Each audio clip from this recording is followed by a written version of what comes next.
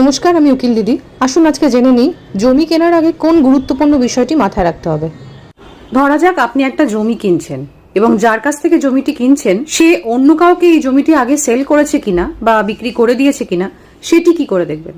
আপনাকে কি করতে হবে, কারেন্ট এলআর পর্চাটা, ল্যান্ড রেকর্ড যে পর্চা, সেটি চেয়ে নিতে হবে এবং তাতে খতিয়ান তৈরির তারিখ লেখা থাকবে এবং তারিখটি মোস্ট রিসেন্ট হতে হবে।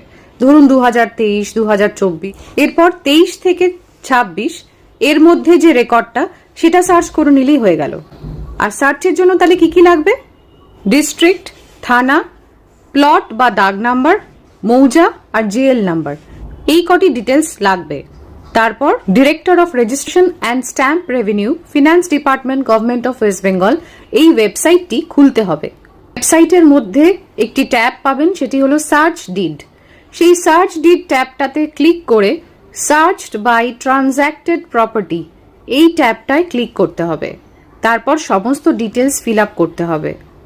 এরপর যেটা করতে হবে সেটা হচ্ছে ইয়ার ওয়াইজ সার্চ। প্রত্যেকটা ইয়ার দিয়ে দিয়ে, ধরুন এটা 22 সালের প্রপার্টি, 22, 23, 24, 25 প্রত্যেকটা ইয়ার দিয়ে দিয়ে আলাদা করে সার্চ করতে হবে। আর সেই সেম খতিয়ান নাম্বারে যদি কোনো রেজিস্ট্রি এর মধ্যে হয়ে গিয়ে থাকে তাহলে সেটি কম্পিউটারে শো করবে। আর এর মধ্যে ডিটেলসটা সবকিছু ক্লিয়ার থাকে, মানে কোনো রেজিস্ট্রি না হয়ে গিয়ে থাকে, তাহলে কিন্তু আপনি অনায়াসেই সেই জমিটি বা সেই প্রপার্টিটি কিনতে পারবেন।